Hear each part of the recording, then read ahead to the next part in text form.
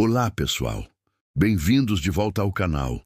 Hoje vou contar para vocês uma história que mudou a minha vida para sempre. Uma história sobre segredos, amor e, principalmente, perdão.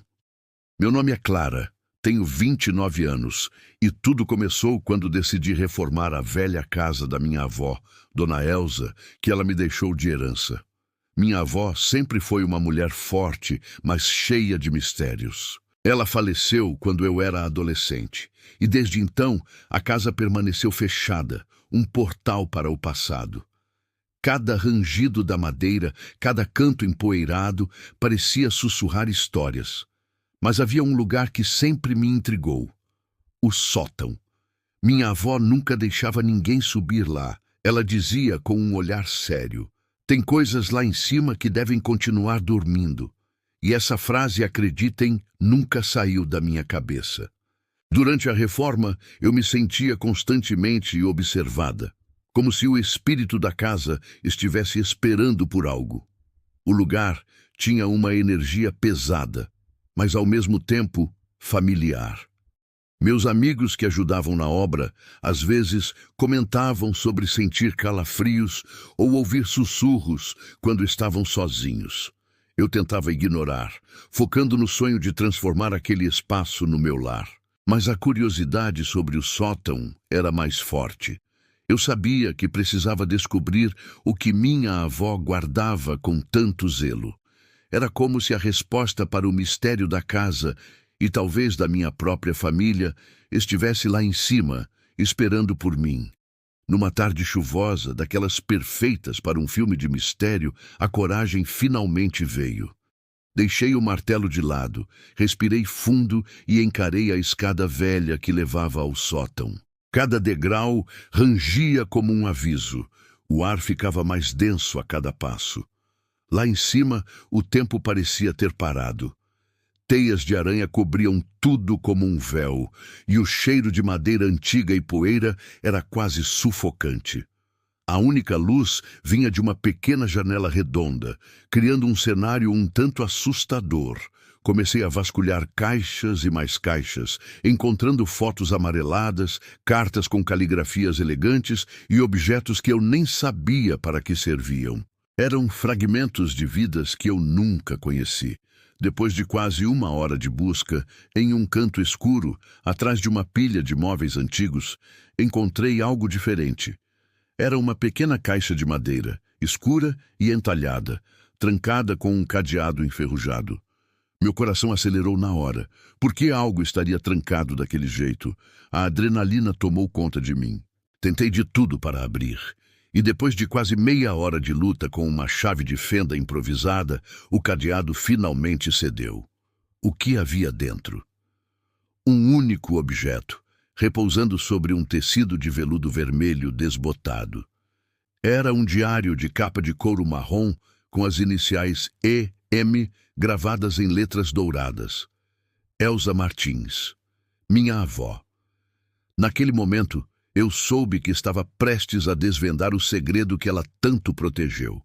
Com as mãos tremendo, abri o diário. A primeira página tinha a data, 1959.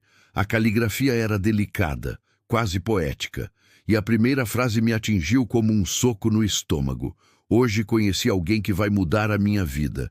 Ele é proibido, mas meu coração já é dele. Página após página, eu mergulhei em um mundo que não conhecia. Minha avó, que eu sempre vi como a esposa séria de Eduardo Martins, meu avô, um homem influente e rígido, era na verdade uma jovem apaixonada e sonhadora. O diário contava a história de um amor proibido com Antônio, um jovem músico de uma cidade vizinha.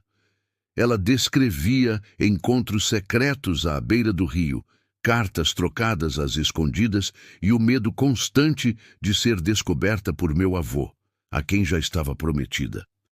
A intensidade daquele amor saltava das páginas.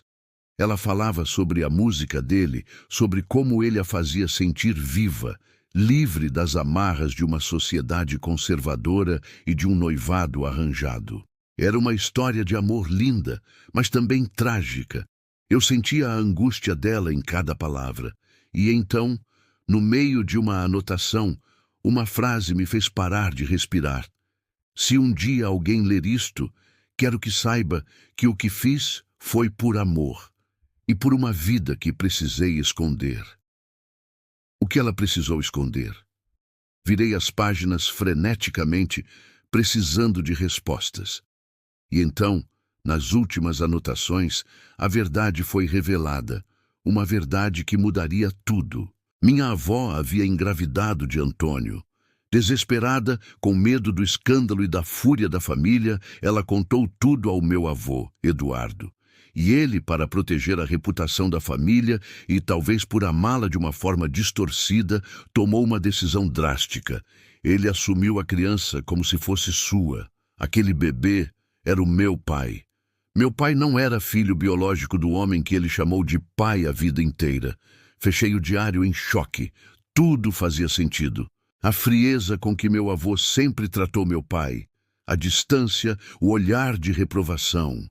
Não era apenas rigidez, era o fardo de criar o filho de outro homem, a lembrança viva de uma traição. Meu pai sempre sentiu que havia algo errado, uma peça que não se encaixava na sua relação com o avô. Naquela noite, eu não dormi. O peso daquele segredo de décadas me consumia, mas, ao mesmo tempo, uma sensação de paz me invadiu. Era como se minha avó, de alguma forma, tivesse guiado meus passos até aquele sótão, até aquele diário, como se ela quisesse que a verdade finalmente viesse à tona. No dia seguinte, com o coração na mão, levei o diário para o meu pai. Sentei-me ao lado dele, em silêncio, enquanto ele lia cada palavra que sua mãe havia escrito há mais de 60 anos. Eu vi as lágrimas escorrendo pelo rosto dele, lágrimas de dor, de surpresa e talvez de alívio. Quando terminou, ele ficou quieto por um longo tempo, apenas olhando para o nada. Então ele se virou para mim e disse com a voz embargada: "Agora eu entendo tudo, e talvez, finalmente, eu possa perdoar o velho." Aquelas palavras me mostraram que a verdade, por mais dolorosa que seja, tem o poder de curar. Depois da descoberta, a casa ganhou um novo significado. O sótão, antes um lugar de medo e mistério, foi transformado. Nós o limpamos, pintamos e o transformamos em um pequeno santuário de memórias. Em uma vitrine de vidro, colocamos o diário da vovó, junto com as fotos dela e algumas de um jovem músico sorridente que encontramos numa das caixas, Antônio. Descobrimos mais tarde que ele faleceu jovem, em um acidente de estrada pouco depois do nascimento do meu pai. A história que antes era sobre dor e segredo, tornou-se uma lição sobre a força do amor e a coragem de uma mulher, que mesmo presa pelas convenções de sua época, amou com toda a alma. No fim, minha avó não me deixou apenas uma casa. Ela me deixou o maior presente de todos, a verdade que libertou minha família. Essa experiência me ensinou algo muito poderoso. Alguns segredos do passado não aparecem para nos destruir, mas sim para curar as feridas que o tempo e o silêncio tentaram apagar. Eles nos dão a chance de reescrever nossa própria história com mais compaixão e entendimento.